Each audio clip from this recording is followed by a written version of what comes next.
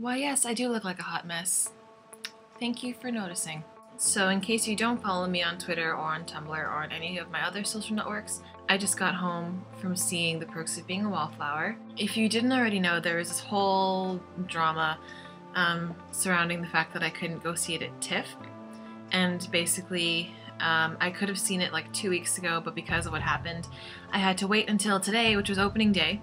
But let me tell you, the wait was completely, entirely worth it. If you don't know what The Perks of Being a Wallflower is, the film is based on this book by Stephen Chbosky. I've owned this copy for many years, which is why it's so worn, and I have a really strong emotional attachment to the book and the story. And for people who know me, they know that I have a tattoo dedicated to this book. One of the quotes from the book is tattooed on my back. And I read it for the first time when I was 10, and I've read it at least once a month since I was 10.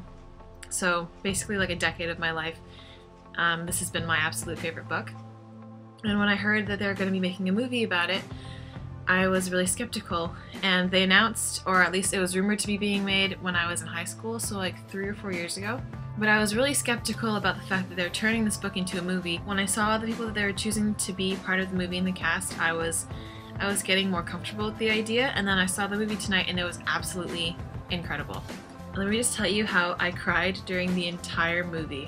And there was a man sitting next to me who was probably my age or a little bit older, and he was curled up in a ball with his legs hugged to his chest, and he was just hysterically sobbing. And I thought I was bad. I looked over at him and he was actually, tears were just streaming down his face. And I wanted to hug him, but I figured it'd be inappropriate, especially because I didn't know the guy. But even like the first 3 seconds of the movie, as soon as it started, I was completely weeping, sobbing hysterically. I packed Puffs Plus with lotion in my bag because I knew I was going to cry and I knew I was going to need the good stuff. If you've never been to Pittsburgh before, then you maybe don't know, but there's Fort Pitt Tunnel, which is basically this long expanse of a bridge, and it's really cramped, it's really small, it's like a small square bricked off tunnel, and there's lights that go all the way down from one end to another, and as you pass them you can kind of see the lights passing by your car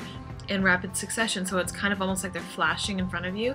And as soon as you exit the tunnel, there's a little bit of a drop, and then the entire city of Pittsburgh over the river just opens up in front of you. Especially at night, it's really beautiful because all the lights are against the water. And as soon as they showed the footage of just the lights passing through the tunnel, I was just gone.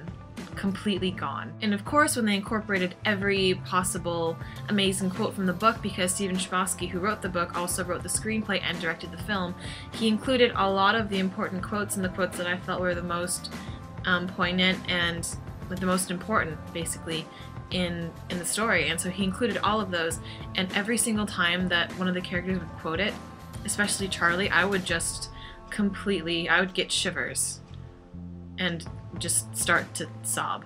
One thing I was so surprised about was how funny it was. I don't know why I wasn't expecting it to be hilarious, but I laughed a lot during that film, and so did every single person in the theater. It was amazing, actually. And also, can I just say that I'm going to start a campaign to get Ezra Miller in my bed. Like, I'm going to reserve a space for him.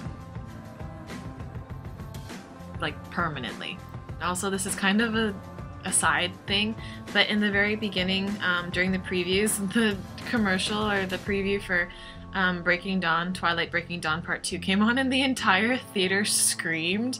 Like, it was just, we bonded, all 80 of us in that theater, and it was lovely. But yeah, I don't want to ruin any spoilers for you guys. I just want you to know that it was an amazing movie. The cast was perfect, like exactly how I imagined the characters to be in my head. The dialogue was amazing, it was funny, it made me laugh, it made me cry a lot. It made, like, everyone around me was hysterically sobbing at one point. We were all kind of in this boat of horrifying feelings together, and it was just sinking into the vast abyss of the horror and sadness of the story. But yeah, it's worth going to go see. I know that a lot of people are kind of like, oh, it's just another one of those teen movies. It's really not. It's the way it's written and the way it's directed. Some of the shots, I will admit, were kind of cheesy, but all in all, it was really worth the watch, and I think that you would all really enjoy it if you gave it a chance. Anyway, I have a midterm tomorrow morning on a Saturday at 9:30 in the morning, so I have to go. But just so you know, The Perks of Being a Wallflower, go see it, it's amazing, and you will cry. And if you don't cry, you don't have a soul. Bye!